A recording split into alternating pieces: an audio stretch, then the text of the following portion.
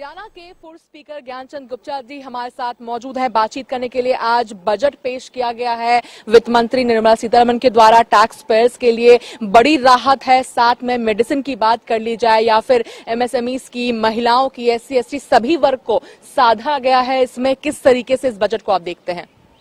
देखिए,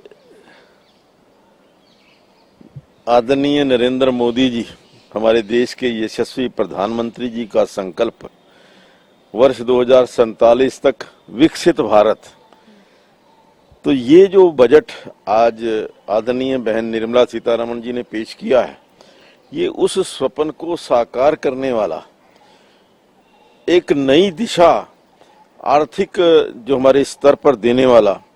हमारे देश के यशस्वी प्रधानमंत्री जी ने जो कहा कि देश, हमारा भारत देश विश्व की तीसरी बड़ी आर्थिक ताकत होगा, ये उसकी ओर एक बड़ा कदम है। जिस प्रकार से एक बहुत ही शानदार और बहुत ही जानदार बजट आज निर्मला सीतारमण जी ने पेश किया, हर वर्ग को, चाहे वो व्यापारी है, चाहे कर्मचारी है, चाहे वो किसान है, चाहे वो एक स्टूडेंट है, या एजुकेशन की दृष्टि से, फार्मर्स की दृष्टि से, किसानों के लिए, हर वर्ग के लिए इस बजट के अंदर बहुत बड़ी एक जो राहत है वो लोगों को दी गई।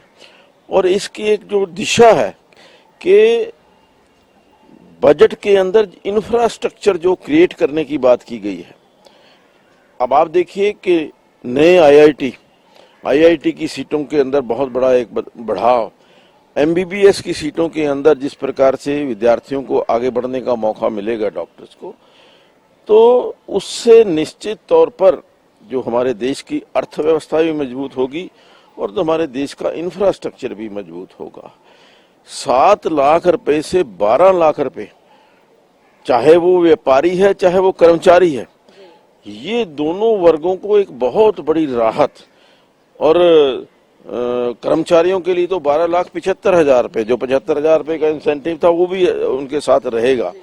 तो मैं समझता हूं कि एक देश को नई दिशा देने वाला बजट जो है आदरणीय बहन निर्मला सीतारमण जी ने आज पार्लियामेंट में पेश किया है। मैं उनको बधाई भी देता हूं, शुभकामनाएं देता हूं, और इसका जो इफेक्ट है पूरे देश के अंदर, पूरे देश की विकास के अंदर देखने को हमें मिलेगा। एक और जहां योगा को प्रमोट किया जाता है सर, और साथ ही जिस तरीके से आज कहा भी गया है कि कैंसर को लेकर के हर जिला में अस्पताल 3 साल में, बिल्कुल, और साथ ही 36 जो जान को बचाने वाले मेडिसिन होते हैं उसे भी सस्ता किया गया है। तो बेहतरीन, चाहे मेडिकल की हम बात करते हैं, इंफ्रास्ट्रक्चर की बात कर लेते हैं, एविएशन की बात कर ली जाए, तमाम जितने भी डिपार्टमेंट्स है सभी को बेहतरीन से साधा गया है। और एक बहुत बड़ी राहत है, खास तौर पर वापस से दोहराऊंगी, टैक्स पेयर्स के लिए। जिस तरीके से मिडिल क्लास कहा जाता है, कहीं ना कहीं पिसता हुआ नजर आता है, मगर मिडिल क्लास को सोचा गया है 12 लाख जिसकी सैलरी होगी, उन्हें कोई टैक्स पे नहीं करना पड़ेगा।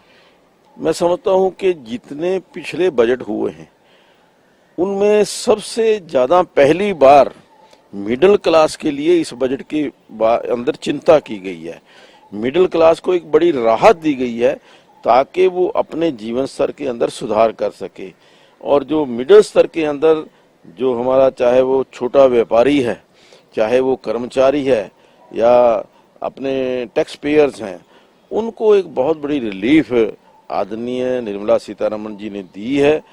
और इससे निश्चित तौर पर जो हमारा लक्ष्य है, देश को दुनिया की तीसरी बड़ी अर्थव्यवस्था बनाने का लक्ष्य, और वर्ष 2047 तक देश को विकसित राष्ट्र बनाने का संकल्प आदरणीय नरेंद्र मोदी जी का इससे पूरा होने वाला।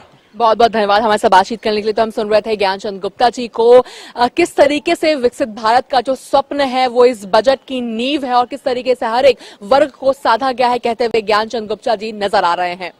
दिल्ली से कैमरा पर्सन कृष्णा के साथ प्राजक्ता श्री, हरियाणा न्यूज।